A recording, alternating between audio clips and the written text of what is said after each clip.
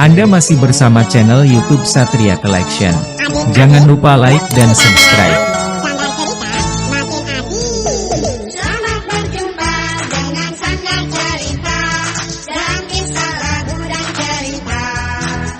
Mari kita dengarkan, mari kita nikmati. Sanggar Cerita makin asik. La la la la la la la la la la la la la la la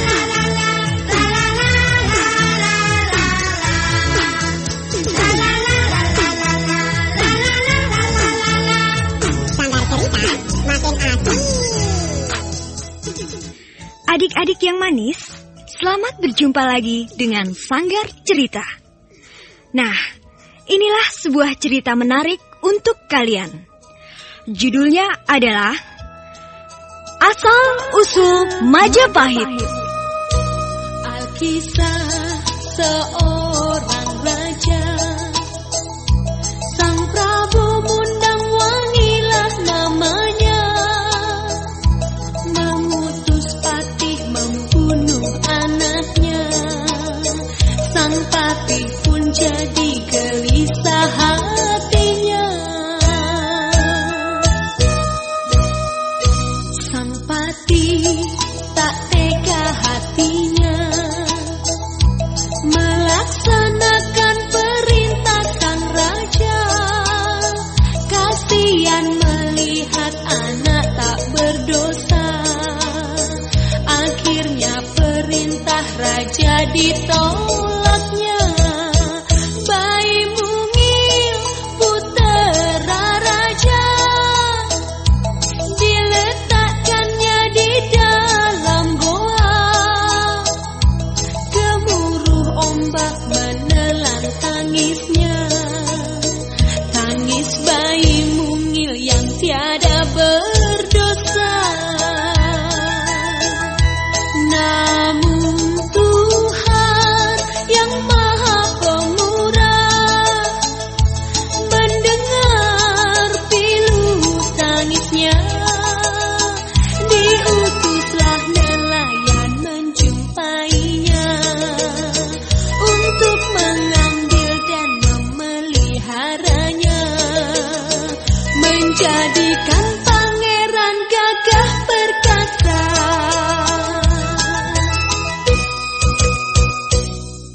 Beberapa abad yang lalu, seorang raja yang lalim memerintah Jawa Tengah. Ia bernama Prabu Mundangwangi. Pada suatu hari, raja itu mengunjungi seorang pertapa untuk meramal nasibnya. Pertapa itu memang terkenal di negerinya, karena ramalannya banyak yang tepat. Anda masih bersama channel YouTube Satria Collection. Jangan lupa like dan subscribe. Katakan, apa yang akan terjadi pada diriku, Pertapa? Ampun, Baginda Raja, ampun. Ya, katakanlah dengan terus terang. Hamba mohon Baginda tidak kecewa. Karena apa yang hamba lihat ialah sesuatu yang mungkin tidak Baginda inginkan. Hah? Apa itu? Iya. Kelak kemudian hari, Baginda akan mempunyai 3 orang putra laki-laki. Tetapi Baginda akan dibunuh oleh putra Baginda yang sulung. Kurang ajar. Apa katamu, Pertapa? Aku akan dibunuh. Kelak, aku akan punya 3 orang anak laki-laki. Dan aku akan dibunuh oleh anakku yang sulung, begitu? Benar, Baginda. Ramalan apa itu? Kau berani mempermainkan aku, seorang raja? Ampun, Baginda. Bukan itu maksud hamba. Pertapa, kuperintahkan kepadamu untuk segera meninggalkan negeri ini. Baik, Paduka. Cepat! Baik.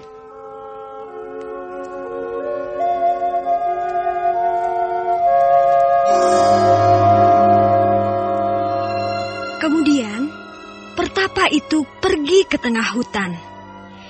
Ia telah diusir oleh raja dari desa tempat tinggalnya. Beberapa bulan kemudian berlalu. Ketika permasyuri benar-benar melahirkan seorang putra, seluruh penghuni istana bergembira. Lebih-lebih permasyuri sendiri yang telah lama merindukan kehadiran seorang putra. Tetapi lain halnya yang dirasakan Paduka Raja. Ia cemas dan takut. Maka tanpa ragu-ragu ia merencanakan niat jahatnya. Dayang. Hamba yang mulia. Malam ini permaisuriku sedang tidur nyenyak. Demikian pun putraku yang masih bayi. Iya, ada apa yang mulia memanggil hamba malam-malam begini? Ambillah putraku dan serahkan kepadaku sekarang juga.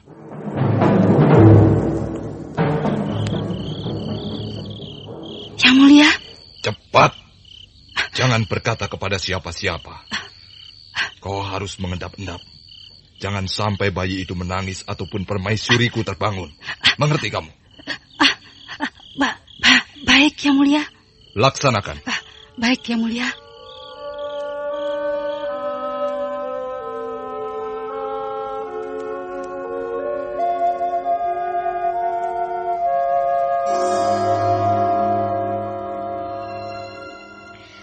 Karena takut, Dayang itu terpaksa melaksanakan perintah raja. Ketika permasyuri sedang tidur nyenyak, ia mengangkat dan menggendong bayi itu dan menyerahkan kepada raja. Lalu, raja menyerahkan bayi itu kepada seorang patih yang dipercaya untuk membunuh putranya. Ayo, gendonglah anak ini. Bawalah ke pantai. Untuk diapakan, Paduka? Bunuhlah dia. Oh, buanglah ke laut atau terserah mau diapakan. Pokoknya anak ini harus mati. Paduka, mengapa Paduka begitu tega terhadap darah daging Paduka sendiri? Kau tidak tahu apa yang akan terjadi, bukan? Mengapa, Paduka? Kasihan dia. Lihatlah, wajahnya manis.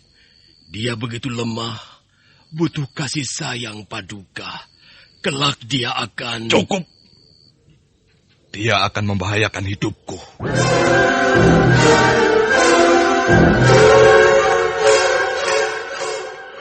Membahayakan? Dia akan menjadi pemuda yang tampan. Menjadi putra mahkota yang... Kurang ajar! Itu dia. Kau berani menolak perintahku? Ampun, Paduka. Ingat, sekarang juga aku bisa memanggil Alkuju untuk menyeretmu ke penjara atau memenggal kepalamu. Oh, baik. Hamba laksanakan perintah, Paduka. Anda masih bersama channel YouTube Satria Collection. Jangan lupa like dan subscribe. Di tengah malam yang dingin, patih itu menggendong bayi yang tak berdosa itu dengan perasaan tidak menentu. Ia berjalan menuju ke pantai. Perjalanan itu sangat jauh dan melelahkan. Ketika ia sampai di pantai, ia melihat ombak yang besar dan menakutkan menghempas karang. Ia lalu mendekap bayi mungil itu di dalam dadanya.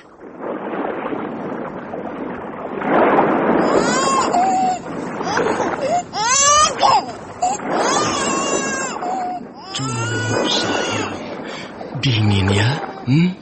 Dingin. Oh, kasihan. Oh, Nyai Blorong, penguasa lautan, dengarkanlah permohonanku. Tunjukkanlah padaku apa yang harus kulakukan terhadap anak kecil yang tak berdosa ini. Paduka Raja telah memerintahkan aku supaya aku membunuh anak ini. Aku tidak sanggup, tidak tega. Kasihan anak malang ini.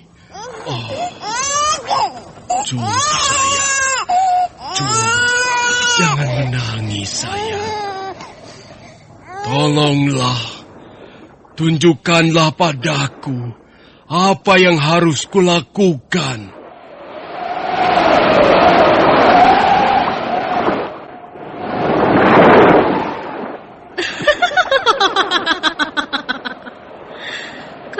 begitu, kau tidak sekejam rajamu. Bagus, bagus. Oh, Nyai Belorong. Sekarang letakkanlah anak kecil itu di dalam gua manapun yang bisa kau temukan di sepanjang pantai ini. Oh iya? Kemudian, kembalilah menghadap rajamu dan katakanlah kepadanya bahwa kau telah melaksanakan perintahnya. Ia akan senang dan tidak akan bertanya apa-apa lagi kepadamu. Terima kasih, Nyai Belorong. Jangan takut. Putra raja itu akan selalu kulindungi dari segala mara bahaya. Nah, pulanglah.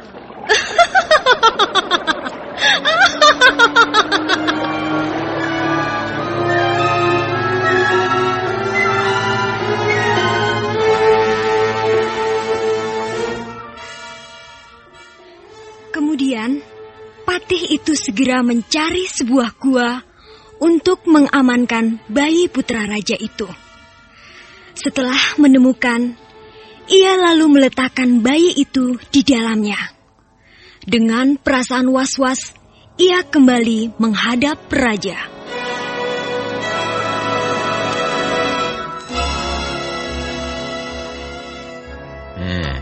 Kau sudah kembali, Patihku.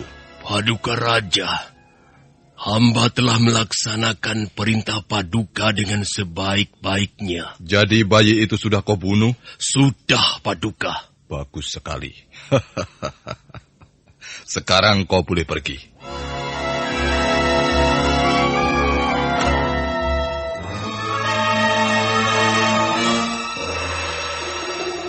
Permaisuri sangat sedih mendengar bahwa putranya telah tiada. Karena tidak kuat menahan kesedihan itu, akhirnya ia sakit keras dan meninggal dunia. Sementara itu, Nyai Belorong tahu bahwa ada seseorang nelayan yang belum punya anak dan sampai sekarang masih tetap menginginkan seorang anak. Maka, Nyai Belorong lalu menyuruh nelayan itu untuk mengunjungi gua di tepi pantai dan mengambil putra raja yang terbaring di sana.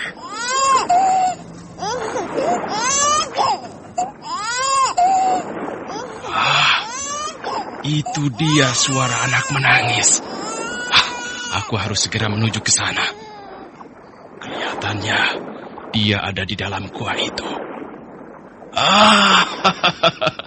Aku akan punya seorang anak.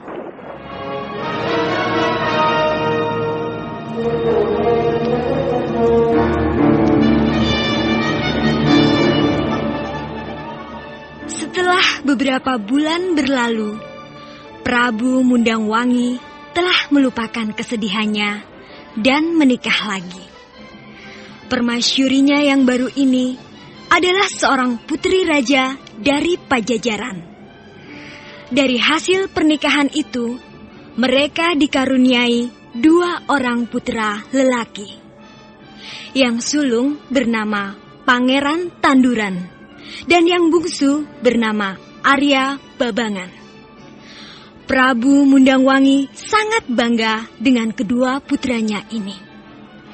Ia tidak khawatir lagi dengan ramalan pertapa yang lalu. Tetapi, walaupun raja ini bertambah tua, ia tetap saja kejam. Malah, kedua putranya ini juga punya watak yang sama seperti ayahnya.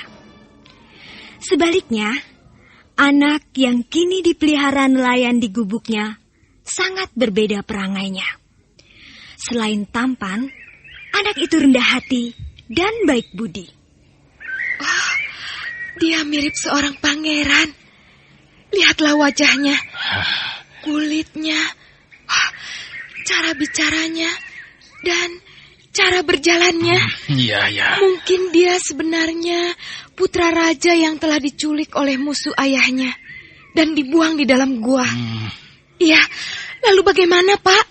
Jangan-jangan kita nanti dituduh menculik anak itu?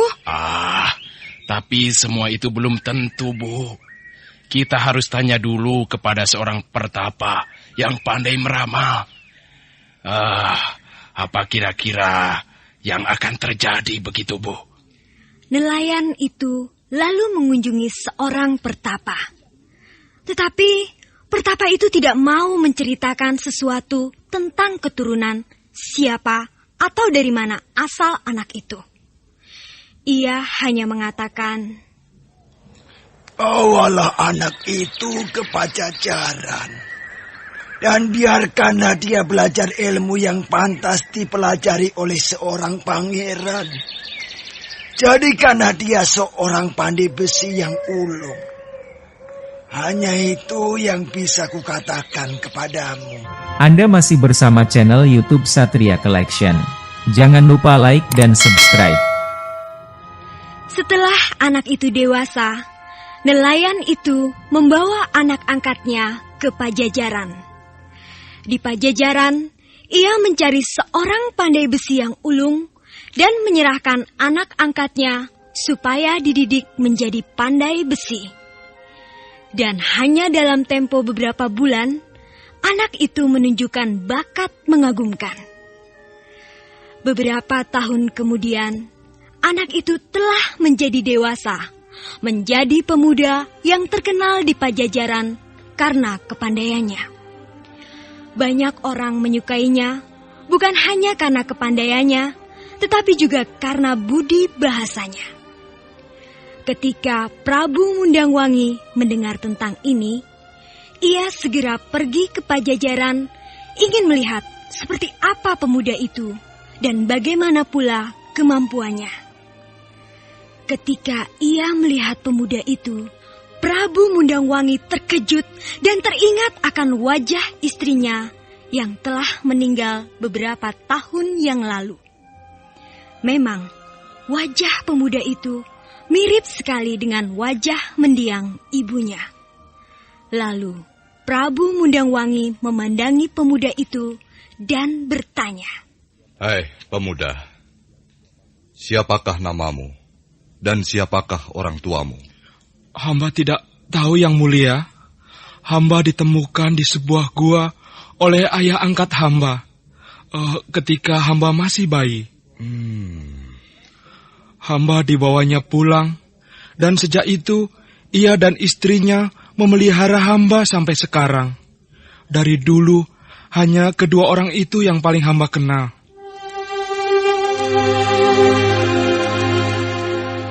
Tanpa mengucapkan sepatah kata pun, Prabu Mundangwangi meninggalkan pemuda itu dan kembali ke istananya. Ia lalu mencari patihnya yang dulu pernah disuruh olehnya untuk membunuh anaknya. Patih itu datang ke istana. Ia telah tua dan menunduk di hadapan raja. "Patih, apakah dulu kau telah melaksanakan perintahku untuk membawa anak sulungku ke laut dan membunuhnya? Jawab." "Hamba mohon ampun, Paduka. Hamba memang belum melaksanakan perintah Paduka."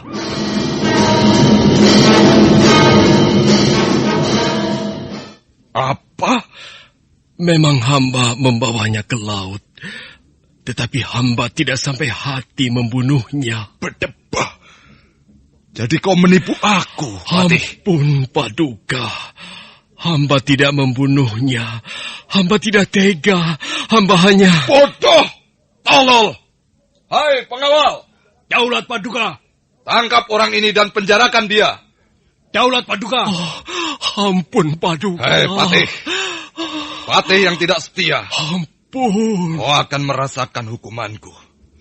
Dan kau akan mati." "Ampun."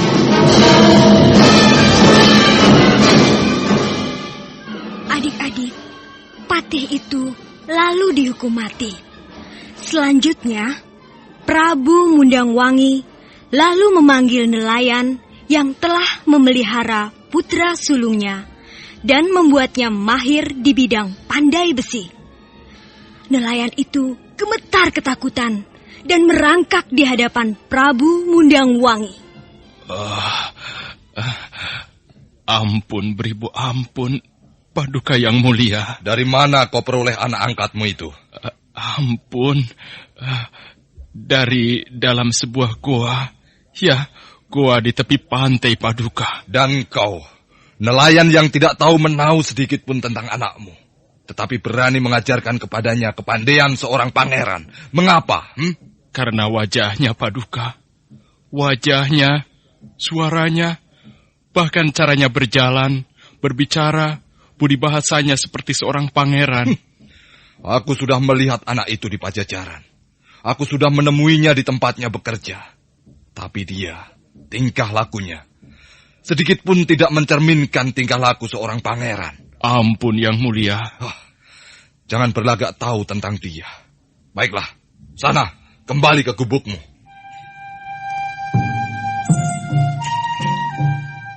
Nelayan itu bingung adik-adik. Tak mengerti mengapa dipanggil raja dan mengapa ditanyai perihal tentang anak angkatnya.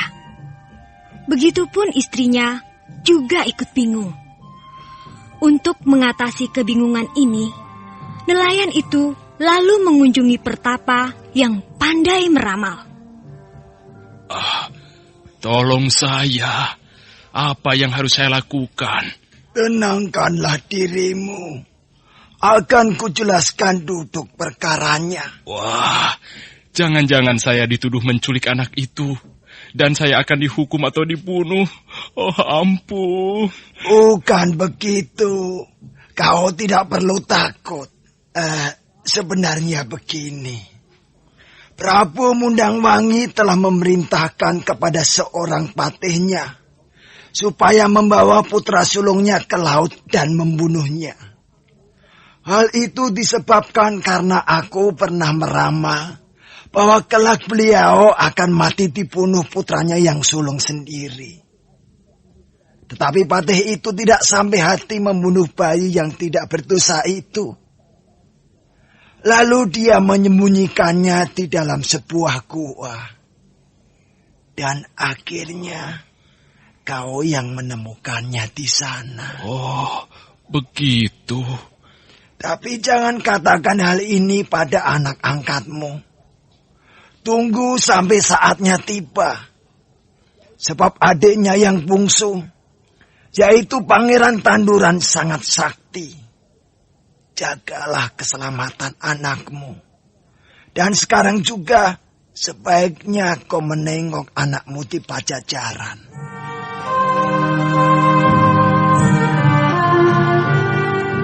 Nelayan itu segera menuju Pajajaran. Ketika nelayan itu sampai di Pajajaran untuk menengok anaknya, ternyata Prabu Mundangwangi sudah lebih dulu berada di sana. Raja itu telah tahu bahwa pemuda pandai besi itu anak kandungnya. Dan tahu pula bahwa ia membahayakan hidupnya. Raja menanyakan perihal kandang macan yang dipesannya. Kandang macan ini maksudnya untuk menjebak sang pemuda dan membunuhnya. Apakah kau yakin kandang macan ini cukup kuat untuk mengurung 2 ekor macan? Bahkan untuk 10 macan sekalipun, kandang ini tidak akan rusak, Paduka. Tapi sebelum aku membayar pesanan ini, kau harus mengecek ke dalam sekali lagi. Barangkali ada kekurangannya. Kau belum tahu persis seberapa kekuatan macan itu, bukan? Tetapi tiba-tiba ayah angkat pemuda itu berbisik. Hati-hati, jangan masuk. Dia membencimu. Mintalah supaya beliau juga masuk ke dalam menyertaimu. Bisik-bisik apa kau ini? Tahukah kau, aku bisa membunuhmu karena kau lancang. Pergi. Kau datang tidak kuundang. Ampun yang mulia. Tutup mulutmu. Pergi.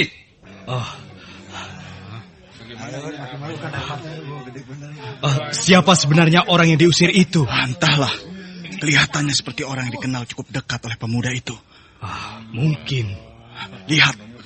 Dia tidak segera beranjak dari tempatnya. Oh, nekat dia. Dia kembali lagi. Ayo pemuda.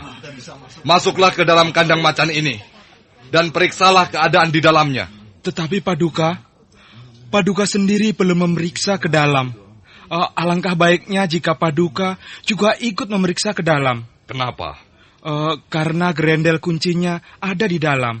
Ada di dalam. Baiklah. Tanpa curiga sedikit pun, Prabu Mundangwangi lalu masuk ke kandang macan itu.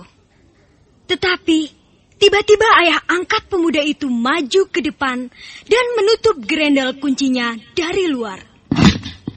Rasakan, ini upahnya bagi raja yang kejam.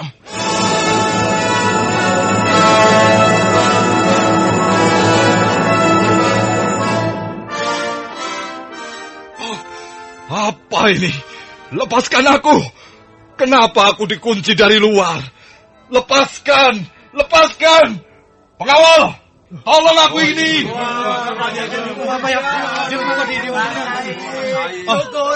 Kenapa Paduka Raja dijebak? Dia lalim, dia kejam. Pengawal, tangkap orang itu. Hei, jangan mau. Kalian tidak boleh menangkap siapapun. Apa maksudnya ini semua? Dengarkan, bawalah rajamu ke laut. Singkirkan dia. Dia tidak bisa memenuhi keinginan rakyat. Kurang ajar. Apa katamu, nelayan? Saudara-saudara, bebaskanlah diri kalian dari kekejamannya. Tahukah saudara-saudara semua, tadinya dia juga bermaksud membunuh pemuda ini, anak kandungnya sendiri.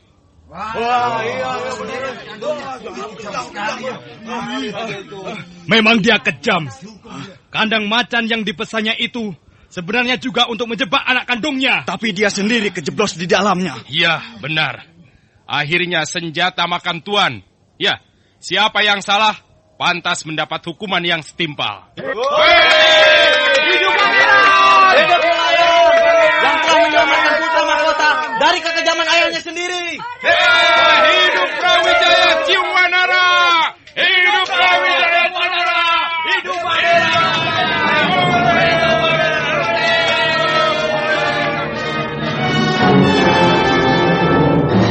Anda masih bersama channel YouTube Satria Collection. Jangan lupa like dan subscribe.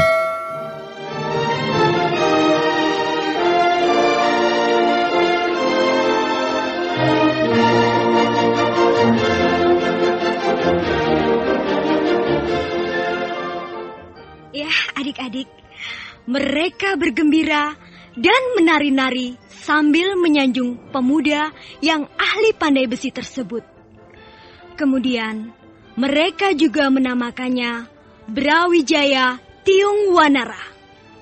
Alkisah mengenai kedua saudaranya, yaitu Pangeran Tanduran dan Arya Babangan, diusir dari kerajaan. Namun, pemerintahan Brawijaya tidak berlangsung lama. Pangeran Tanduran dengan bala bantuannya memberontak dan menyerang serta menaklukkan Brawijaya. Brawijaya lalu lari ke hutan, ditemani pengikut-pengikutnya yang setia. Di hutan, mereka kehabisan makanan dan tidak menemukan pohon buah-buahan yang buahnya bisa dimakan. Namun, karena mereka harus hidup, mereka terpaksa memakan satu-satunya jenis buah-buahan yang tumbuh di sana. Dan yang rasanya sangat pahit, yaitu buah maja. Dengan demikian, kerajaan Brawijaya yang baru diberi nama Majapahit, buah yang pahit. Majapahit tumbuh menjadi kerajaan yang besar dan tangguh. Wilayahnya sangat luas hingga meliputi Jawa, Sumatera, Malaya, Borneo, dan Malaka. Kejayaan Majapahit di masa silam merupakan salah satu kebanggaan bangsa Indonesia. Selamat berpisah dengan sanggar cerita dalam kisah lagu dan cerita. Kita bersua di lain kesempatan. Sampai jumpa lagi. Adik-adik, jangan lupa sanggar cerita makin asik. Anda masih bersama channel YouTube Satria Collection.